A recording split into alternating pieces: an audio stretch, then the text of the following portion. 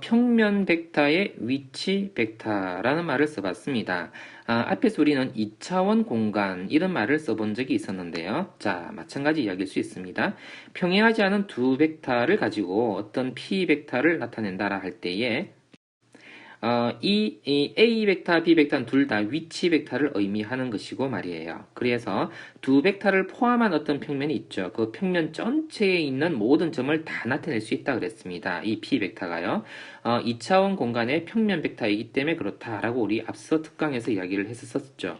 자, 그래서 그 모든 점을 위치 벡터로 우리는 표현할 수 있습니다. 라고 생각했고요. 그때 이 각각 하나하나를 우리는 자, 벡터 P의 벡터 성분이다 라고 합니다. A 방향의 성분 그리고 B 방향의 성분 이렇게 우리가 앞서서도 이야기를 했었죠. 자, 그리고 요 앞에 있는 개수와 같이 적힌 거 있죠. 이걸 스칼라 성분이라고 하는데 우리가 보통 그냥 성분이다라고 하면은요. 요 mn에 해당하는 값을 우리는 말을 합니다. 자, 그래서 그걸 가지고 우리는요. 자, 평면 벡터의 상등이나 평행을 이야기할 수 있는데 앞서 이런 내용을 봤었죠. 자, 그래서 A, B의 두 벡터가 같다라고 하면 그 성분끼리 같다라고 할 때 이 스칼라 성분을 말하는 겁니다. 자, 스칼라 성분이 이 성분끼리가 같다라고 하면 상등이다, 같다라고 이야기하고요. 평행하다라고 하면 그 비율이 같다라고 우리는 이야기를 합니다. 이제 조금 익숙해져 가죠. 자, 그래서요, 요 오른쪽으로 한번 와볼게요. 선분 AB 위에 어떤 점 P가 있나 봅니다. P가 밖에 있지 않고, 선분 AB 위에 어디 있나 봅니다. 그것을 위치 벡터, OP를 한번 나타내 보려고 합니다. OA와 OB 벡터로 요 P 벡터를 나타내 볼 수 있나 봅니다. 자, 한번 가보죠. 자, 그러면 AP 벡터라는 것은 AB 벡터의 나란하다, 실수배이다라고 표현할 수 있죠. 자, 그래서 여기다 적어볼게요.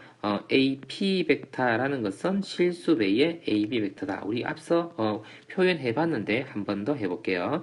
자, 이것을 뺄셈으로 분해를 한번 해볼게요. OP 벡터 빼기 OA 벡터를 썼고요는요. 그리고 KB를 썼고 OB 벡터 빼기 OA 벡터를 썼습니다. 이렇게요.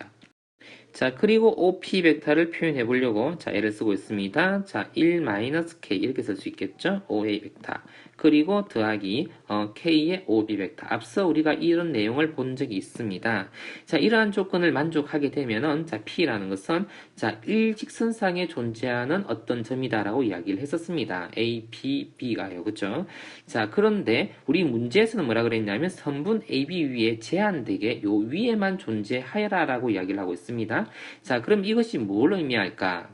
자, 우리가 이 어떤 P점의 좌취를 나타내는 것이다 라고 이야기할 수 있는데 나중에 좌취라는 어떤 주제를 가지고 한 번 더 설명을 할 겁니다.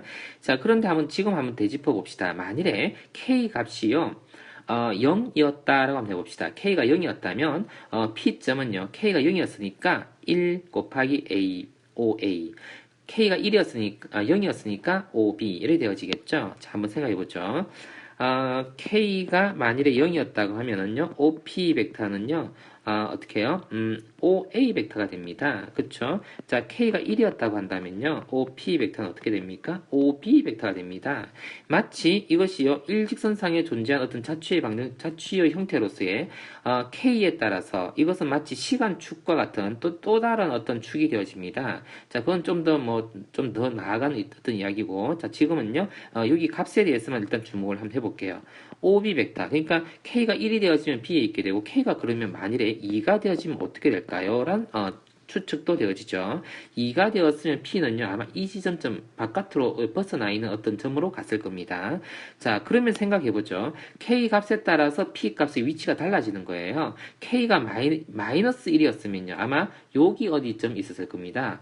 K가 마이너스 1이었으면, K가 0이었으면, K가 1이었으면, K가 2분의 1이었으면요, 이 중앙에. K가 4분의 1이었으면 한 이 정도요. 그쵸? K가 4분의 3이면 이 정도요. 자, 그럼 어떻게 됩니까? K가 어떤 위치에 있었어야지 선분 AB의 P가 있다라고 이야기를 할 수 있겠나요? 그쵸? K 값이 0과 1 사이에 있어야 된다라고 우리는 이렇게 명시를 해주면 선분 AB 위에 P가 있다라고 말을 해줄 수 있습니다. 이 말이 없으면 이 직선 위에 P가 존재한다라고 말을 해야 되는 겁니다.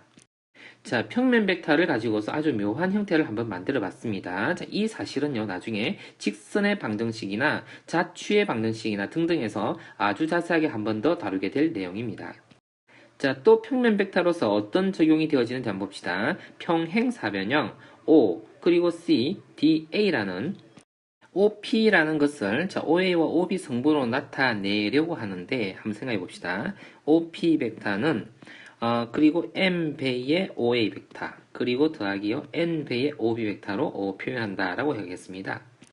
자, 이렇게만 적게 되면 자, OA 벡터, OB 벡터를 품고 있는 모든 평면을 다 나타내는 거예요. 자, 그런데 자, 예를 한번 들어봅시다. 이번에도요. 자, m에 2를 넣었고 n에다가 2분의 1을 넣었다 한번 해봅시다. OA 벡터 그리고 더하기 이런 벡터는 우리 어떻게 만들어지는 걸까요? 생각해 봅시다.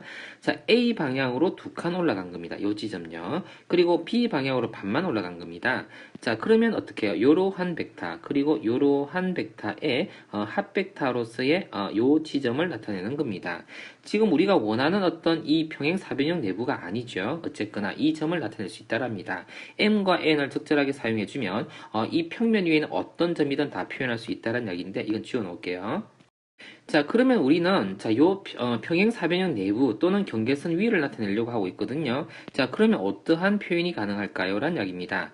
요 m이다라는 것은 a 방향으로 두고 하는 말인데 a 방향의 실수배로 구성되어 있잖아요. 그럼 요 선분 위에만 존재해야 되거든요. 그죠? 자, 그래서 m이라는 것은 범위를 결정할 수 있습니다.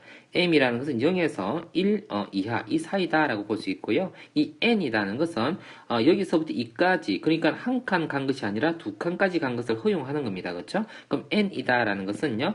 n이다라는 것은 0에서 2까지다 라고 볼 수 있죠. 이렇게 단서를 붙여 놓으면 이렇게 붙여 놓으면 이 평행사변형 내부의 어느 점이다라는 이야기가 되는 것이고 이 표현이 없으면 모든 평면 그 A 벡터와 B 벡터를 품는 모든 평면을 다 나타내는 어떤 점좌표를 OP로 나타낸 것이다 라고 생각할 수 있는 거고요. 이렇게 제한을 두어 놓으면 이 평면 내에 있는 어떤 도형이다 라고 우리는 이야기를 할 수 있다는 이야기입니다. 자, 그래서 그 값으로 말미암아 P는 요 안에 있는 어떤 점을 나타내는 것이다. 이렇게 표현을 해봐주면 이렇게 표현할 수 있다라는 이야기입니다. 자, 전체적으로 평면 벡터에 대한 이해를 해주었으면 좋겠네요. 자, 이렇게 나란하지 않은 두 벡터가 있어가지고 P 벡터가 두 벡터로 표현되어질 때 그것은 평면 전체를 나타내기도 하고요. 이렇게 제한을 붙여놓으면 평면 내에 있는 어느 일부분을 나타내기도 한다라는 이야기요. 그리고 상등이라는 것은요, 그 성분 끼리가 같아지면 상등이었고, 그리고 평행하다인 경우는 그 성분의 비율이 같아지면 평행하다라는 조건이 된다라고 우리는 봤습니다.